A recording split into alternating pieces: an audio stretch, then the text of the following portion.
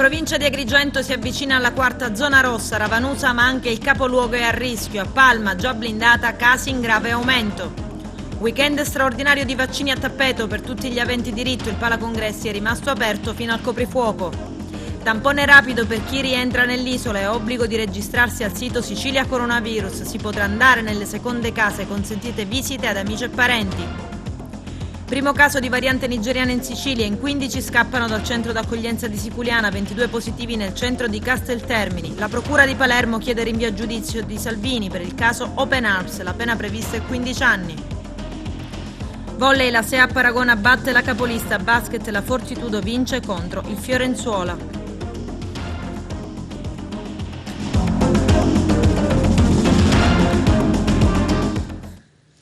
Bentrovati gentili telespettatori al nostro appuntamento con l'informazione. La provincia di Agrigento si avvicina alla quarta zona rossa. Ad aver presentato formalmente richiesta a Palermo è stato il comune di Ribera, ma anche Agrigento è sempre più alle porte della dichiarazione di zona rossa. Chiuse per sanificazione altre 4 scuole, uffici comunali, smart working fino ad aprile, sospesi i mercatini, ma intanto questo weekend dalle 18 alle 22 al Lab del Villaggio Mosè hanno lavorato senza sosta per la campagna straordinaria che ha permesso di vaccinare gli aventi diritto anche senza prenotazione. Arturo Cantella.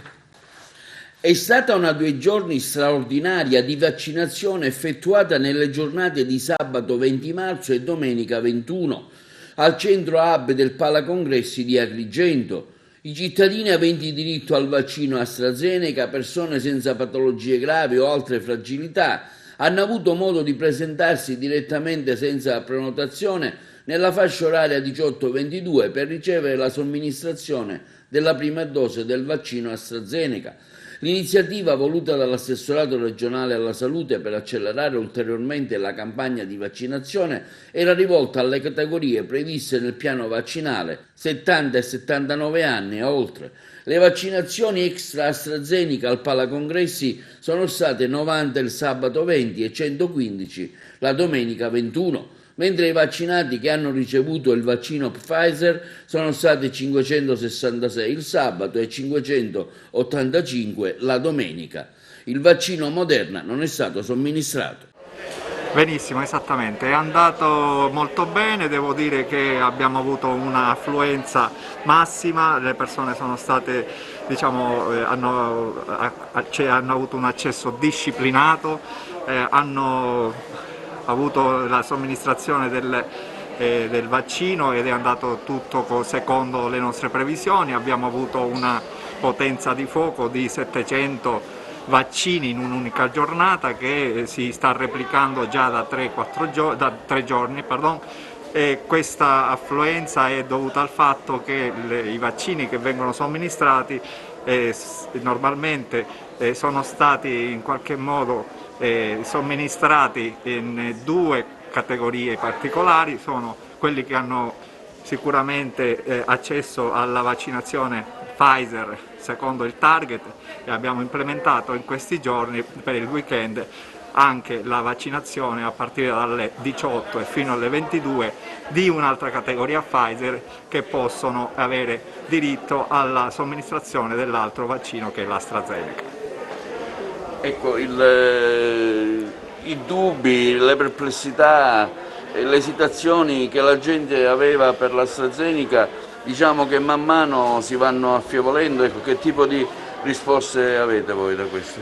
Bene, da questo punto di vista noi abbiamo la piena convinzione che il vaccino AstraZeneca sia un ottimo vaccino, che abbia sicuramente tutte le carte in regola come ci viene assicurato dall'Organizzazione Mondiale della Sanità e da tutti gli enti preposti a far sì che ci sia la possibilità di utilizzarlo per una vaccinazione di massa. Il vaccino AstraZeneca ovviamente è stato al centro inizialmente di una polemica che normalmente è una polemica quasi fisiologica quando ci sono dei vaccini che vengono immessi in commercio e soprattutto in una situazione critica di pandemia come questa che ha richiesto brevissimi tempi ma che sono stati esattamente pedissequamente seguiti, rispettati. Sono i tempi che possono essere normalmente anche di 10 anni per l'immissione in commercio di un vaccino, ma in questo caso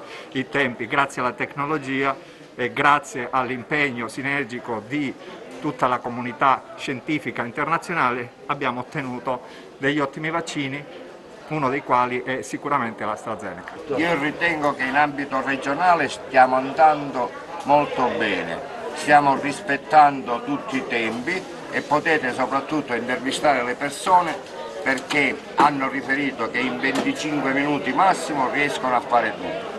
Viaggiamo con una media di 600 vaccinazioni al giorno per quanto riguarda il Pfizer e da ieri sera dalle 18 in poi, come da disposizione regionale dell'assessore Razza, abbiamo iniziato con l'AstraZeneca. Ritengo che si possa annoverare tra i centri di eccellenza che verranno certamente nei prossimi giorni incrementati.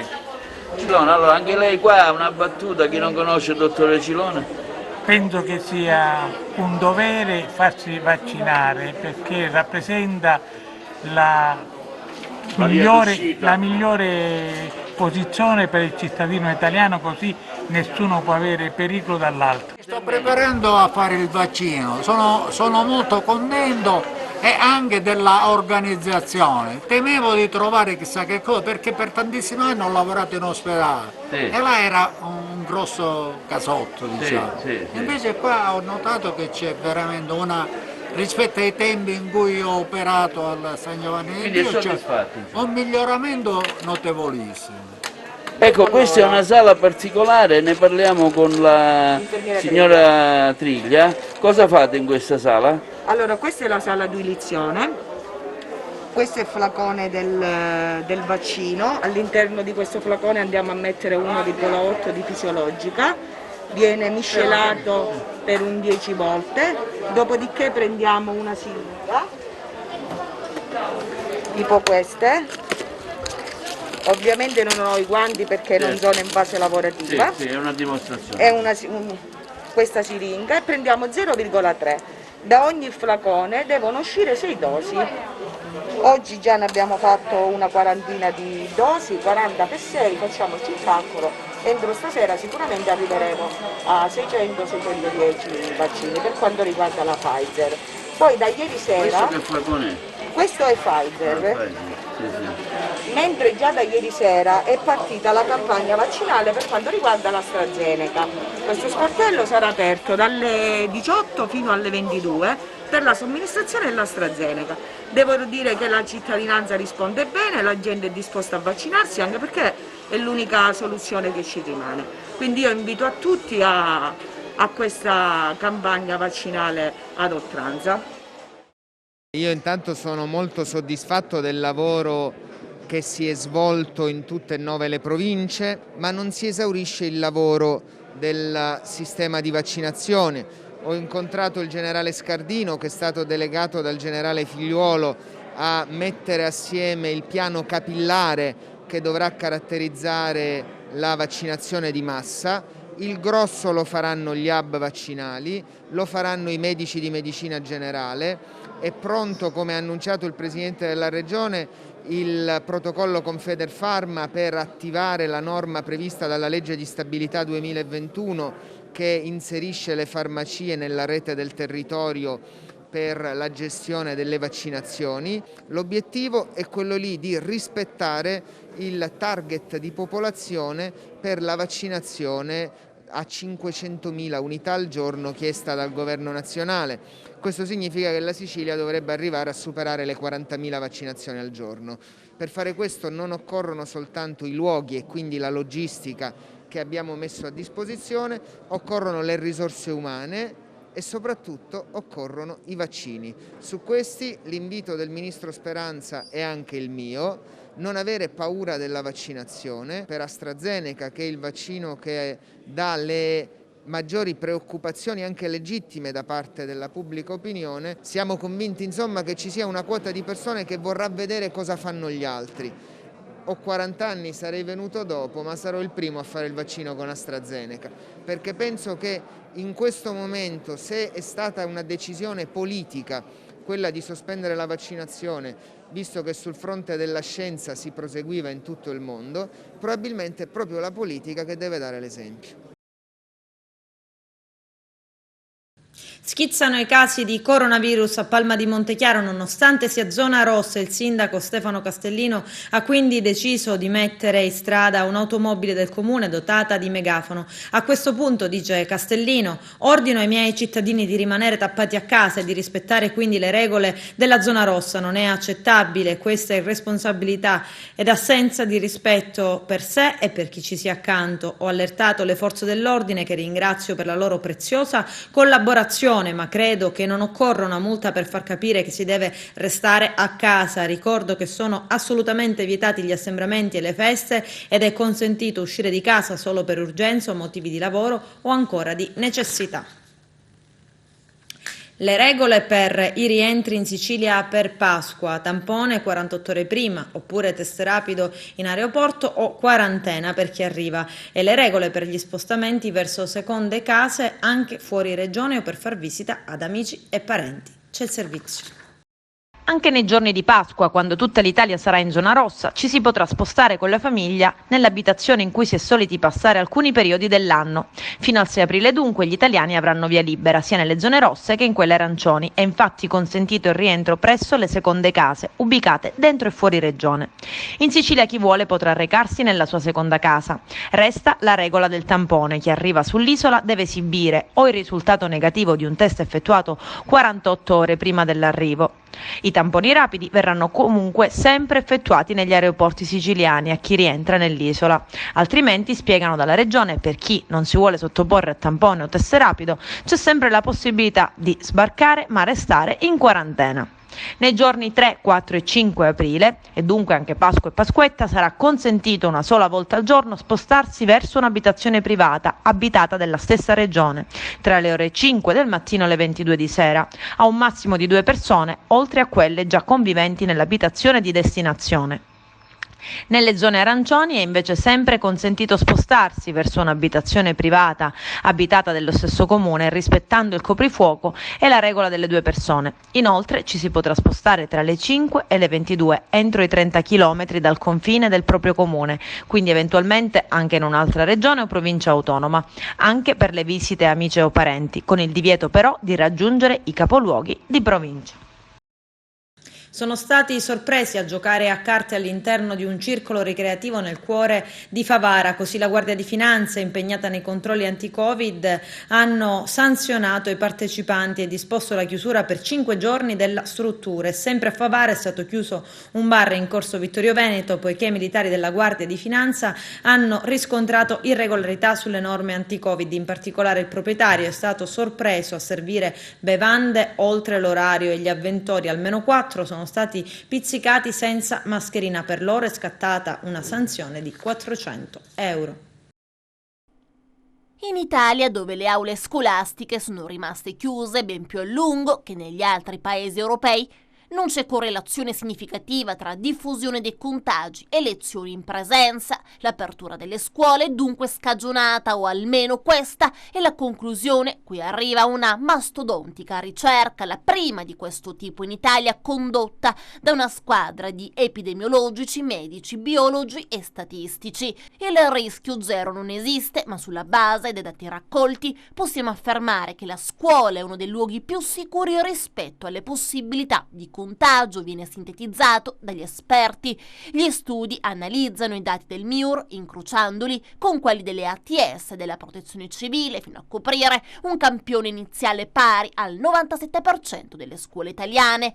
Più di 7,3 milioni di studenti e 770.000 insegnanti. I numeri dicono che l'impennata dell'epidemia osservata tra ottobre e novembre non può essere imputata di certo all'apertura delle scuole. Il tasso di positività dei ragazzi rispetto al numero di tamponi eseguito è inferiore all'1%, Ancora, il ruolo degli studenti nella trasmissione del coronavirus è marginale. I giovani contagiano il 50% in meno rispetto agli adulti, veri responsabili della crescita sproporzionata della curva pandemica. E questo si conferma anche con la variante inglese. In altre parole, i focolai da SARS-CoV-2 che accadono in classe sono molto rari, sotto il 7% di tutte le scuole.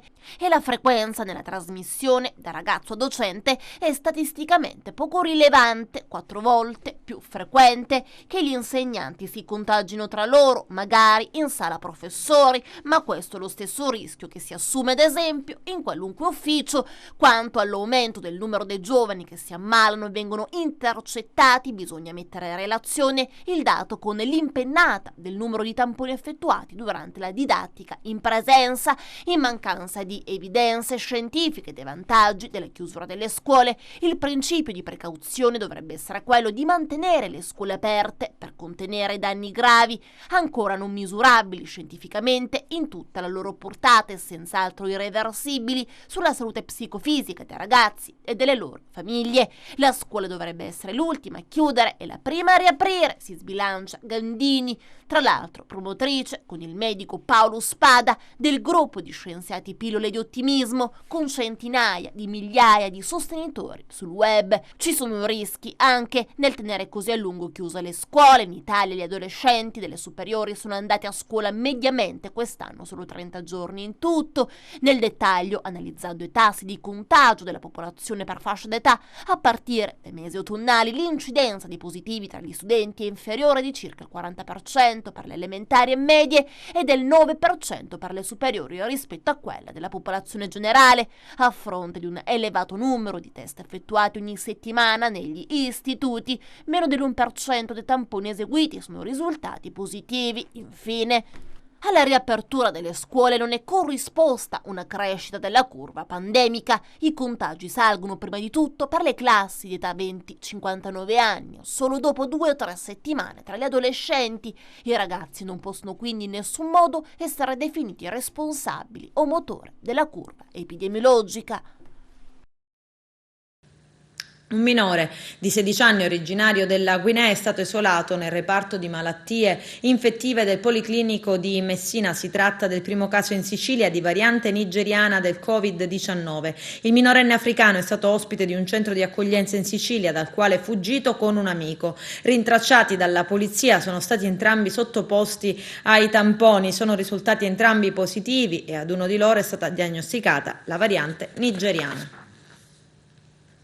Dalla struttura d'accoglienza per migranti di Siculiana si sono allontanati in 15 e prima dei 15 di ieri altri 7 migranti erano riusciti ad allontanarsi, mentre fra gli ospiti della struttura di Casteltermini ben 22 sono risultati infettati dal Covid-19 e si attende l'esito di altri 39 tamponi. Il servizio di Eugenio Cairone.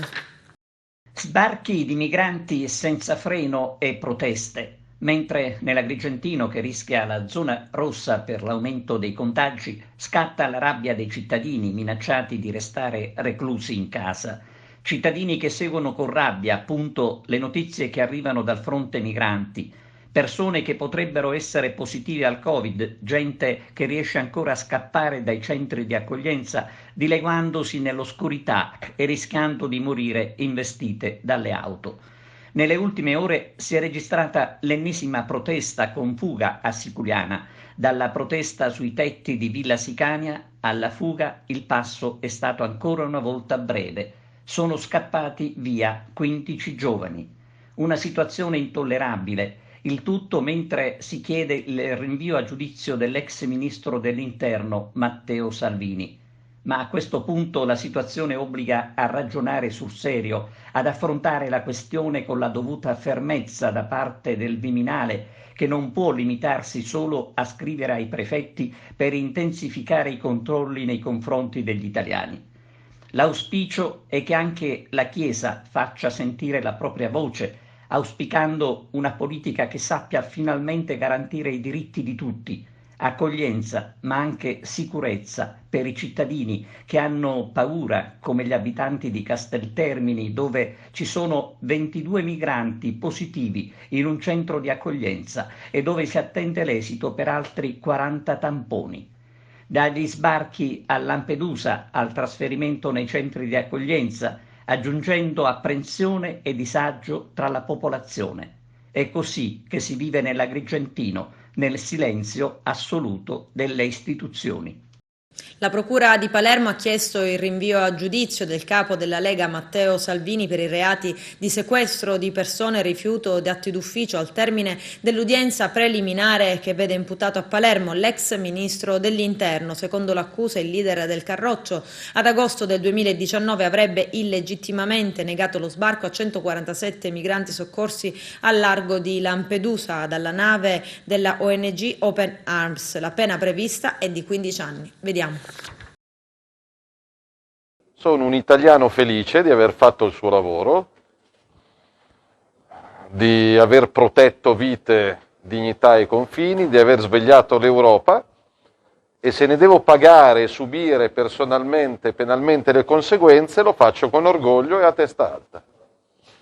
E poi lascio che siano i giudici a giudicare se un ministro che ha difeso il suo paese nel rispetto delle leggi merita 15 anni di carcere o seppure il carcere lo merita qualcuno che ha messo a rischio la vita di migliaia di persone. Non entro nel merito degli atti, sono, penso, l'imputato più tranquillo sulla faccia della terra. È facile invece dare una risposta tecnica, ecco perché non la sta dando il senatore Salvini. Se ci fosse una lettura univoca, noi avremmo intanto non 2 procure ma 300 procure, perché ci sono stati tantissimi sbarchi ed episodi simili. Il fatto che ci siano decine di episodi, in qualche caso solo 2 vanno a giudizio, perché la 18 era un caso simile e non è mai andato a giudizio, e sugli unici 2 che sono andati a giudizio, uno dice bianco e uno dice nero, fa capire bene quanta discrezionalità c'è nell'interpretazione di queste norme. Domani a Palermo protesta dei lavoratori dello spettacolo. Vediamo. Salve da Sasà Salvaggio. Anch'io sostengo l'iniziativa Manifestiamo, che si terrà martedì 23 marzo alle 10 in Piazza Indipendenza a Palermo. La manifestazione è organizzata al fine di denunciare il completo abbandono degli operatori del mondo dello spettacolo da parte delle istituzioni. Senza eventi da oltre un anno e senza nessuna prospettiva, migliaia di famiglie rischiano di ritrovarsi sul lastrico. Aziende e operatori dello spettacolo scendono in piazza per difendere il diritto al lavoro. Martedì 23 marzo alle 10 a Piazza Indipendenza a Palermo. Manifestiamo nella speranza di poter ripartire presto in sicurezza e non dimenticati, ma ricordati da chi ci governa.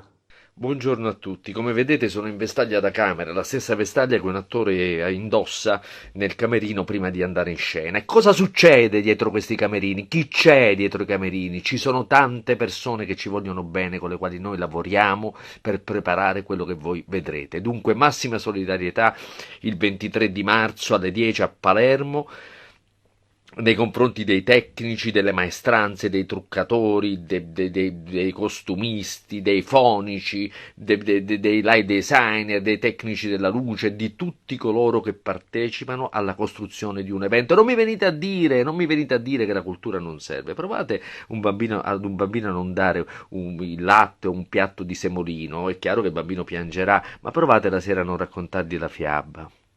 Cosa farete voi genitori? Amici, giorno 23 marzo alle 10 del mattino in Piazza Indipendenza a Palermo, nella mia Palermo, ci saranno le aziende e gli operatori dello spettacolo che daranno vita a Manifestiamo, un'iniziativa per far ritornare gli spettacoli nella vita di ogni siciliano. Gli artisti devono essere al loro fianco, per questo l'Elano Alfino, i Tinturia e l'MCN Studio 17 saranno al fianco di queste persone. Non dimentichiamo che spettacolo è cultura, spettacolo è pensare in maniera allegra ad ogni tragedia, ad ogni situazione anche come questa che possono cambiarti la vita. Quindi supportiamo questi ragazzi. Giorno 23 marzo, 10 del mattino, Piazza Indipendenza. Manifestiamo di tutta vita. Martedì alle ore 10 a Piazza Indipendenza noi manifestiamo. E lo facciamo accanto alle persone più importanti che ci sono dietro le quinte di uno spettacolo. Sto parlando di tecnici audio, tecnici luci, DJ, service, truccatori. Guardate infatti come sono combinato. E poi ci sono ballerini, insomma una miriade di persone che non lavorano da un anno. Quindi è giusto manifestare per un proprio diritto, quello del lavoro, come tutti gli altri lavori. È giusto manifestare perché dopo un anno non si può più andare avanti, non siamo soltanto noi artisti, ci sono una miriade di figure che a volte non si conoscono e sono quelle più a rischio. Quindi manifestiamo tutti insieme. Amici tecnici, artisti, prendete la macchina e venite a Piazza Indipendenza alle ore 10. Sempre premesso che vi sono rimasti i soldi per mettere la benzina nella macchina. Che questo è da dirlo. Ci vediamo tutti là. Pace. Il partito siciliano di Forza Italia scricchiola. Il presidente azzurro Silvio Berlusconi avrebbe telefonato al commissario in Sicilia, Gianfranco Miccichè, prospettandogli un triumvirato di commissari per il partito in Sicilia. 3 persone scelte da Berlusconi, tra cui anche l'ex pupillo di Miccichè, l'eurodeputato Giuseppe Milazzo. Ma Miccichè è in rottura totale sia con lui che con il deputato Stefano Pellegrino, per non parlare poi del rapporto con Gaetano Armao, assessore regionale al bilancio. I due a malapena si salutano. Per questi motivi Berlusconi avrebbe proposto di modificare o ampliare la leadership. Il progetto ovviamente non è andato giù al commissario, che ha sfidato il Cavaliere con un "se vuoi mi cacci". A sostegno di Miccichè una lettera firmata da quasi tutti i deputati di Forza Italia all'Assemblea regionale. In sintesi, i deputati, rivolgendosi a Berlusconi, avrebbero affermato: Giuseppe Milazzo prima è stato scelto da Miccichè come candidato eurodeputato, lo abbiamo eletto e adesso lui, anziché ringraziare, ci volta le spalle. Se dovesse essere scelto come commissario, ci sarebbe una fuga da Forza Italia di buona parte della classe dirigente. Dunque Berlusconi ci ha ripensato, il rischio commissariamento è rientrato e il Cavaliere avrebbe confermato ancora una volta a Miccichè la fiducia, rafforzandone anzi la posizione alla guida del partito. Il presidente provinciale di Codacons, Giuseppe Di Rosa, ha invitato la stampa per denunciare ciò che a suo avviso non è regolare in alcune assunzioni di persone appartenenti al distretto socio-sanitario. Il nostro direttore Arturo Cantella. Di Rosa, una conferenza stampa ora per denunciare determinati comportamenti del distretto sociosanitario D1 cui Agrigento è capofila. Sì, intanto chiariamo che il distretto D1 nulla ha a che fare con l'ASP, è un distretto che compongono 10 comuni della provincia di Agrigento, comune capofila Agrigento, comuni che lo compongono tra quelli che mi ricordo, Raffadali, Porto Empedocle, Ioppolo Giancascio, Sant'Angelo, sono in tanti, 10, no in tanti. E allora cosa accade? Il 27 di novembre si riunisce il coordinamento dei sindaci. Dovevano deliberare, ma anche lì c'è un punto nero, dovevano deliberare su proposta del dirigente, il dirigente è il dirigente dei servizi sociali del comune di Agrigento, comune capofila, dovevano deliberare un avviso di assunzione di assistenti sociali, sociologi ed assistenti sociali due tipi, assistenti sociali A e assistenti sociali B. Non in quella stessa sede non deliberano, perché quel verbale, e questo purtroppo per loro io so leggere i verbali, non c'è scritto che quel verbale viene approvato a unanimità dei presenti, 5-4, i presenti, non ci sono scritti neppure i presenti. E comunque quel verbale non è mai stato approvato. Pur non di meno, facciamo finta che lo abbiano approvato, doveva essere pubblicato un avviso che non è mai stato pubblicato fino al 12 di gennaio e che siamo venuti a conoscenza, io per primo, alcune persone stavano presentando delle domande. Cosa accade? Senza l'avviso pubblicato vengono presentate 33 domande da parte di assistenti sociali A, 8 domande, assistenti sociali B, 21 domande, sociologi, 2 sociologi, domande non ammesse, 2. Quando invece, su un'ulteriore riunione dell'Assemblea dei Sindaci, si delibera di riaprire i termini, perché avevano capito di aver fatto una boiata, perché senza nessun avviso erano arrivate 33 domande. Vorrei capire, io per primo non riesco a capire, ma io lo so, come erano arrivate queste 33 domande senza avere mai pubblicato l'avviso. Si riaprono i termini e arrivano 222 domande. Ve le di nuovo divido per ruoli: assistenti sociali A da 8 passano a 45, le assistenti sociali B da 21 passano a 157, i sociologi da 2 passano a 4, le domande non ammesse da 2 a 16. Queste sono le solite, perdonatemi l'appellativo, porcate che possono succedere solo ad Agrigento e provincia, o quantomeno se succedono dalle altre parti le sanno fare, e vi ho documentato, avete tutti i documenti di ciò che è accaduto, non temo smentita, sfido chiunque dei 10 sindaci, dei dirigenti che agiscono in questo senso a smentirmi anche in un incontro pubblico, e non ho assolutamente problemi a dire che ancora una volta Agrigento non si smentisce, perché tutto veniva fatto con urgenza. Oggi iniziano i colloqui il 29 di marzo. Prima c'era l'urgenza delle assunzioni, in 10 giorni avevano fatto dall'A alla Z pubblicando verbali, pubblicando le domande che erano state presentate, avevano pubblicato tutto in 10 giorni. Oggi siamo arrivati che iniziano i colloqui il 29 di marzo e finiranno dopo Pasqua inoltrata. Cosa dire di più? Io sono sempre per la realtà e la lealtà. Non mi fermo davanti a niente, non ho paura assolutamente di ripercussioni, ma c'è da dire una cosa: Agrigento, la sua provincia, non può continuare a essere gestita da un tavolino. Ad Agrigento i residenti del Palazzo Liberty al civico 51 del Viale della Vittoria, a ridosso di piazza Cavour, teatro di 2 crolli, si ritengono, affermano, dimenticati dalle istituzioni e spiegano: dopo i crolli ci siamo subito adoperati per ripristinare nel più breve tempo possibile le condizioni di sicurezza per l'incolumità pubblica ed eliminare i disagi derivati al traffico cittadino. Tuttavia sono trascorsi quasi 7 mesi dalla nostra richiesta e ancora aspettiamo di essere autorizzati a ripristinare il tetto condominiale, con il paradosso di avere già appaltato i lavori e dover pagare il suolo comunale per il ponteggio che il condominio, per accelerare i tempi, ha già montato. Nel frattempo i nostri appartamenti sono infiltrati dall'acqua piovana e noi già da tempo siamo costretti ad abitare altrove. Facciamo un appello al prefetto e al sindaco ad attivarsi per sbloccare l'intollerabile situazione di stallo, anche al fine di consentire ai condomini sfollati di poter finalmente rientrare nelle proprie abitazioni.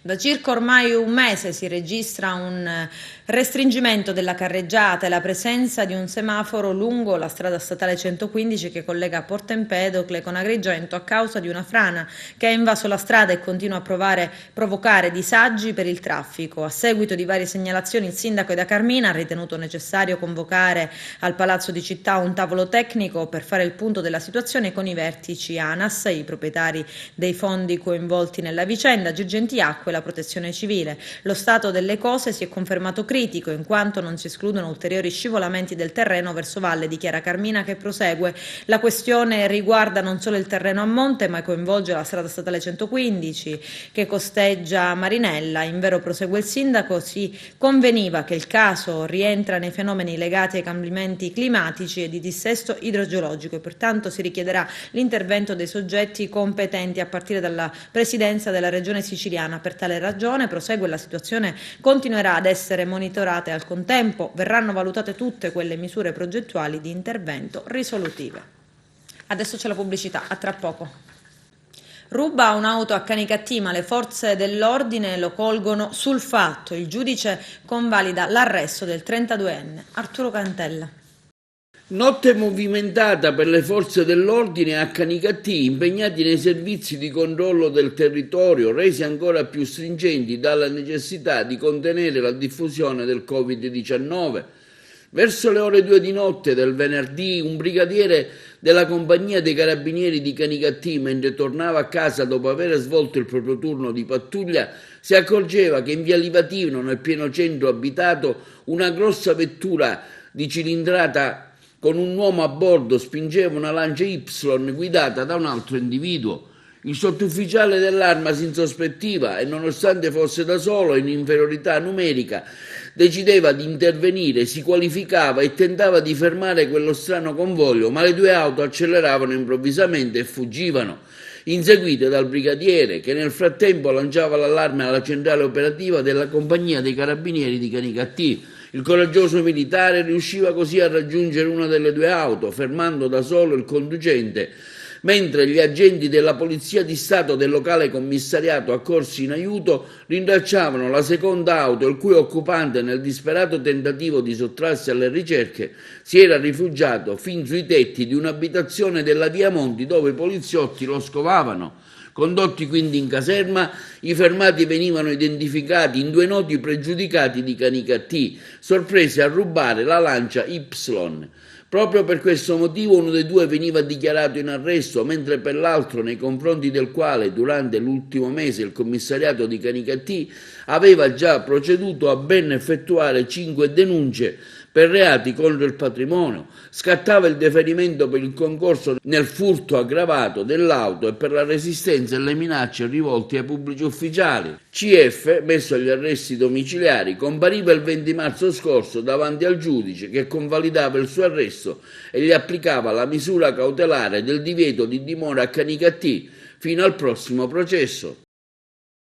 Dopo un lungo periodo di chiusura potrebbe riaprire il locale, quantomeno che ha ospitato il centro servizi di Provinciale, perché è stato inserito nel bando per l'affidamento. Da un lato c'è la gioia perché finalmente si potrà riutilizzare questo bene confiscato alla mafia, dall'altra parte però l'amarezza perché lì poteva continuare ad esserci un punto di riferimento per i cittadini. Esatto, partiamo dal presupposto che il centro servizi, ex centro servizi di Provinciale, serviva a una fetta di popolazione importante e che la sede della terza municipalità, sita a Camaro Superiore, in cui non transa neanche il mezzo pubblico, è molto difficoltosa per tutti i residenti da raggiungere. Parliamo di 58.000 abitanti, è la municipalità più grande della città di Messina, per cui avere quell'altro centro a Provinciale dove passa anche il tram davanti era molto utile. Addirittura faceva dei numeri pari o superiori a quello di Camaro in alcune annate. Per cui inspiegabilmente con una delibera di giunta viene chiuso nel 2019, nonostante sia un bene confiscato alla mafia e quindi di proprietà del comune di Messina, in cui non si paga neanche l'affitto. Adesso, grazie anche alla sollecitazione del gruppo consigliare del Movimento 5 Stelle, è stato istituito un bando per l'affidamento a soggetti esterni che vogliono utilizzare quel centro per fini sempre sociali senza scopo di lucro. Per cui, visto che l'amministrazione non ha trovato una motivazione o uno scopo per tenerlo aperto, si sarebbe potuto affidare anche a una partecipata e utilizzarlo per la Messina Social City, perlomeno speriamo che qualche associazione di buona volontà riesca a riaprirlo e donarlo alla città. A Messina la prima panchina blu d'Italia per l'uguaglianza genitoriale. C'è il servizio. Diciamo che questo gesto è fortemente simbolico proprio per rafforzare l'idea che i nostri figli, anche dopo la separazione, hanno il diritto di mantenere un rapporto equilibrato e stabile sia con papà che con mamma, non solo sulle carte ma anche realisticamente. La panchina blu è la prima panchina blu d'Italia, speriamo che tante altre città possano raccogliere questa nostra iniziativa. Noi abbiamo avuto la fortuna di avere dalla nostra l'appoggio di persone veramente molto intelligenti, come il Garante per l'Infanzia e il Consiglio Comunale, che hanno sposato appieno la nostra iniziativa, l'Ordine degli Avvocati che ci ha dato il loro patrocinio e anche il Comitato Pari Opportunità del nostro Tribunale. Perciò tutti insieme uniti per la bigenitorialità. E lo slogan nostro proprio è l'emblema, come dice la mia maglietta, cuore di papà uguale cuore di mamma. Quanto è difficile per voi fare il genitore con questa situazione?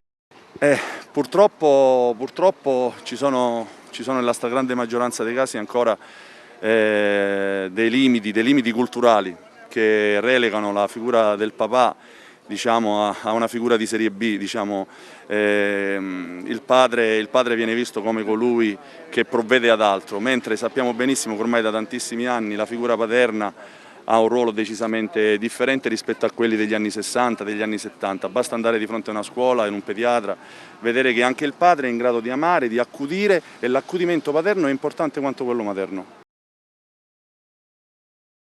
Volley B1, la SEAP Ragona batte la capolista Messina e passa al comando. Vediamo.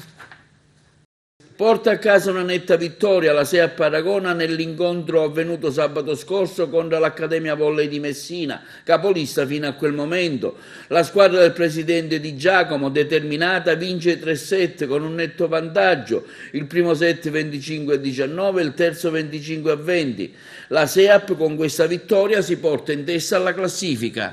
Il fattore campo è importante, però fino a un certo punto il fattore campo mi piace, insomma, quando costruisco le squadre, dire che il fattore campo lo dobbiamo fare noi, no? Lo dobbiamo determinare noi come squadra con il nostro atteggiamento, con la nostra costanza di rendimento, eccetera. Obiettivamente finora non ci è riuscito molto, abbiamo fatto delle belle prestazioni, anche dei bellissimi set anche fuori casa, perché l'ultima partita abbiamo perso 3-2, eravamo avanti 2-0, 21-18, abbiamo avuto due palle per chiudere 3-0, quindi poi ogni partita fa storia a sé, no? Una così, all'andata con l'Accademia Messina, insomma, ora sinceramente le analisi le faremo più avanti. Ora per questa sera ci godiamo questa vittoria perché credo sia stata netta e meritata. Da domattina cominciamo a lavorare per la prossima partita e poi faremo tutte le valutazioni del caso. Ma io sono contentissima per quello che abbiamo fatto stasera, perché durante la settimana abbiamo lavorato non tanto su tecnica o cose così, ma sulla consapevolezza di essere una squadra forte, e ogni volta che noi riportiamo in campo questa consapevolezza di ognuna di noi che ha un potenziale diverso, riusciamo ad esprimere una pallavolo che secondo me in B1 ce n'è poca, cioè a questi livelli è veramente poca. E quindi se giochiamo così, consapevoli di avere un potenziale tanto grande, questi sono i risultati. Basket Serie B, la Fortitudo Agrigento batte Fiorenzuole e si impone con il punteggio di 83-86. I biancazzurri insieme al Piacenza guidano la classifica del campionato di Serie B. Prossimo appuntamento mercoledì contro Cremona. Con questo è tutto, termina qui l'edizione del telegiornale. Grazie per la gentile attenzione e per essere stati con noi. A presto.